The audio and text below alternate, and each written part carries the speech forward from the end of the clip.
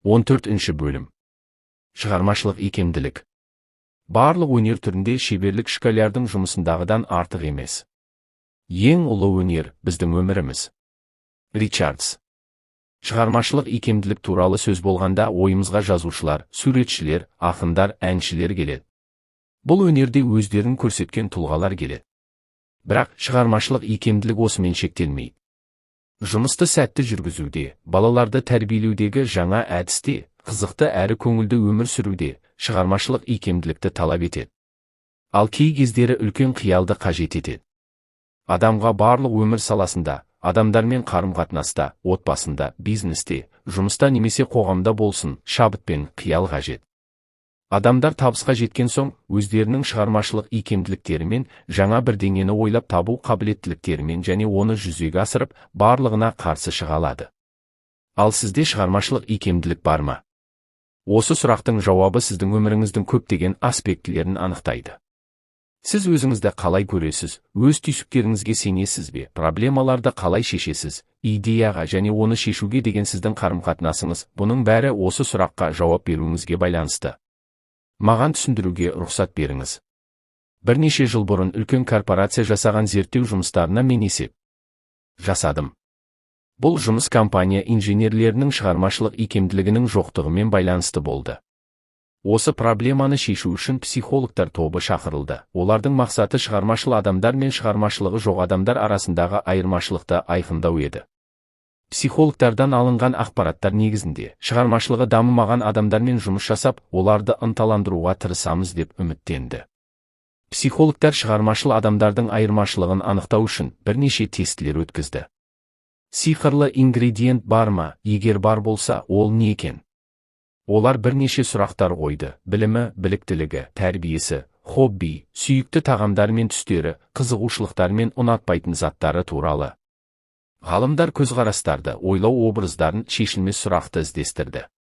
Психологтар бірнеше айлар бойы жұмыс жасап, жүздеген мың доллар ақша жұмсап, екі топ арасындағы айырмашылықты тапты. Шығармашылық икемділігі бар адамдар өздерін шығармашыл тұлғалар ретінде санайды, ал шығармашылық икемділігі жоқ адамдар өздерін шығармашылық икемділігі жоқ деп санайды. Бұл анықтама біздің кім екенімізді және қалай өмір сүретінімізді толықтай түсіндіреді. Ешқашан жаңа және бейтаныс жолдарды зерттемеген, өздерін шығармашылық икемділігі жоқ деп санайтын инженерлермен не болды? Не себепті адамның бірдеңе ойлап шығара алмау қабілетсіздігі жүйке жүйесіне тиеді? Олар өзгерістерге қабілеттіліктерінің жоқ екенін ғана түсінді. Бір жағынан өздерінде шығармашылық икемділік бар деп есептеген адамдар тиісінше жұмыс жасады. Олар тұрақты түрде жаңа әдістерді, идея, шешімдерді пайдаланды. Бұл олардың өздеріне деген сенімдерін арттырып, жасампаздық қабілеттеріне әсер етті. Демек, сіз сұрақтың маңыздылығын көріп тұрсыз ба? Сіз шығармашылық икемділігі бар адамсыз ба? Сіздің кез келген жауабыңыз шешуші болады. Егер де сіз иә деп жауап берсеңіз, онда сізді құттықтаймын. Ал осы бөлімді оқыған соң, сіз өзіңіздің шығармашылық жақтарыңызды одан әрі дамытасыз. Жоқ деп жауап қатсаңыз, онда көңіліңізді түсірмеңіз. Қазір сіздің не ойлайтыныңыз маңызды емес, сізде жасампаздық қабілетіңіз бар, оны дамыту ғана қажет. Бірнеше қарапайым әдістерді қолдану арқылы, сіз бойыңызда жасампаздық бастаманы ашасыз. Бұл арманыңызды жүзеге асыруға көмектеседі. Уақыт өте келе сіз тек шығармашылық икемділікке ие болып қана қоймайсыз, сонымен қатар, өмірдегі осы әдістің құндылығын түсінесіз. Біз, бәріміз табиғат берген шығармашылық әлеуетке иеміз. Бұл адамның ажырамас бөлшегі. Өкінішке орай, кейбір адамдарды балалық шақтарында олардың шығармашылық икемділігі жоқ деп сендірген, нәтижесінде шығармашылық бастама басылып тасталған. Қуанышымызға орай, оны жандандыруға болады. Өмірді жақсарту үшін 6 шығармашылық стратегия. Бірінші. Зерттеуші болыңыз. Бұл жаңа ойларға жол ашатын әдістердің бірі. Біртума идеяларды іздеудің ерекше жолы. Зерттеуші, әрдайым қарапайым міндеттерді жаңа, зерттелмеген жолдармен шешкісі келеді.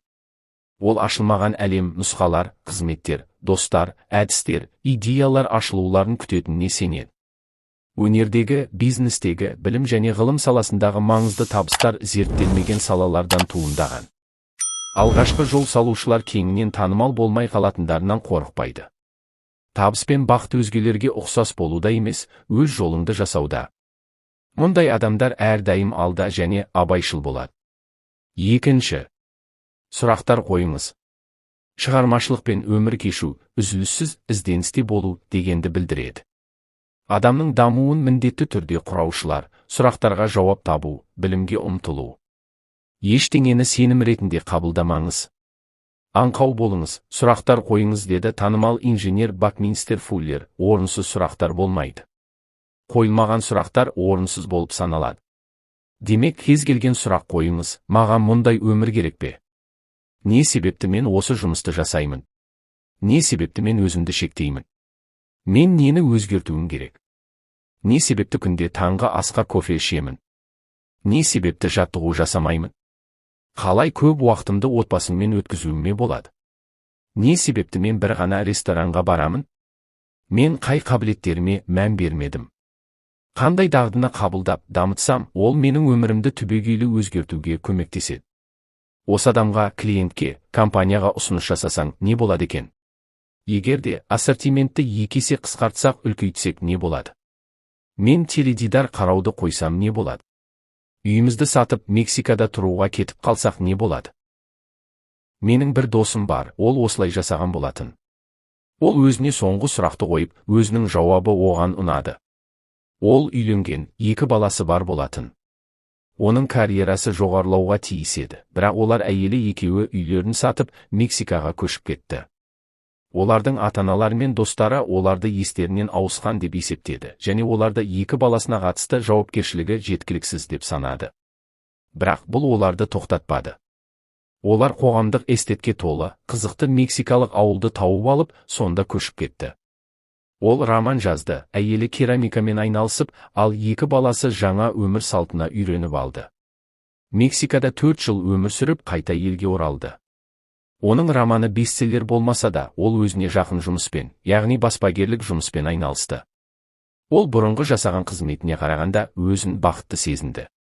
Бұл менің өмірімдегі ең батыл және ең күшті көшуім болды деп айтты ол. Сұрағыңыз бен жауабыңыз қаншалықты мағынасыз болса да, өзіңізге қазымырлық танытпаңыз. Бұл күтпеген зеректі қасиетіңіздің ашылуына себеп болады. Егер де сіз өміріңіздің барлық саласына қатысты өзіңізге әділ, тура және дұрыс сұрақтарды қойсаңыз, мүмкін, кейбір сұрақтар мұқият зерттеуге тұрарлық салалар мен болжамдарды анықтайтын шығар. Бұған дейін басылып тасталған қажеттіліктер мен армандарды ашарсыз. Біз бәріміз дағдының құлымыз, бұрындары бізге жақсы қызмет көрсеткен тәртіпке бой алдырамыз, бірақ қазіргі сәтте ол күнделікті өмірді тежеп, оған бағынуды қажет етеді. Біздің өміріміз өзімізге қандай жиілікте сұрақтар қойғанымызға, және өзіміздің көзқарастарымызды, құндылықтарымызды, істерімізді, мақсаттарымызды, рухани өмірлік образдарымызды тексергенге тікелей байланысты. Бұндай сұрақтар шығармашылық өмірде шешуші рөлді атқарады.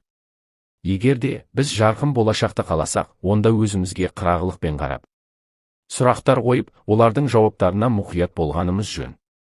Бұл есепсіз мүмкіндіктерге жол ашады. Үшінші, бірнеше идеяларды тудырыңыз. Жақсы идея ойлап табу үшін бірнеше идея ойлау қажет дейді химия бойынша Нобель сыйлығының лауреаты Лайнус Паулинг. Егер де сізде тек қана бір ой болса, бір ғана шешім және бір ғана жұмыс бағыты болады. Ал бұл икемділік пен бейімділікті қажет ететін өмірде қауіпті болып саналады. Бір жауап, бір шешім деген әдіс біздің санамызда мықты орнығып қалған. Көп жағдайда шешімдер мен жауап іздеу барысында біз ойымызға келген бірінші ойға басымдық береміз. Миыңызды жаттықтырыңыз және бірнеше шешімдерді іздеңіз. Өзіңіздің шығармашылық бастамаңызға және қиялыңызға кеңдік беріңіз. Өзіңізге айтыңыз, иә, бұл жақсы, бірақ мүмкін, бұдан да жақсы жауап бар шығар. Екінші, үшінші, төртінші нұсқаларды іздестіру сіздің шығармашылық белсенділігіңізді ынталандырады. Шындығында біз үйренбеген екінші немесе үшінші жауаптар сіздің ойларыңызға сай келеді. Гай Боучард Монреалдағы жарнама агенттігін басқарады.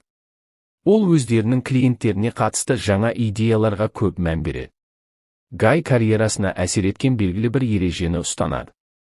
Мен өзімді әр компанияның кем дегенде 3 қағидасын ойлап табуға мәжбүрлеймін. Содан соң ең тиімдісін таңдаймын. Шындығында көп жағдайда бұл ережені бұзғым келеді дейді ол. Кей кездері бірінші ой ең дұрысы болады. Бірақ мен ойлау шляпасын киіп, бірінші идеяны пайдаланатынымды білсем де, жаңа идеяларды іздеуге кірісемін. Кейде бірінші идеяны пайдаланамын, бірақ көп жағдайда екінші немесе үшінші идеяны таңдауға тырысамын. Әрдайым сізге бір ғана ой жеткілікті деген ережені ұстансаңыз, онда есіңізге салуды ұмытпаңыз, бұл шығармашылық әдіс емес. Өмір сансыз нұсқалар мен баламаларға толы.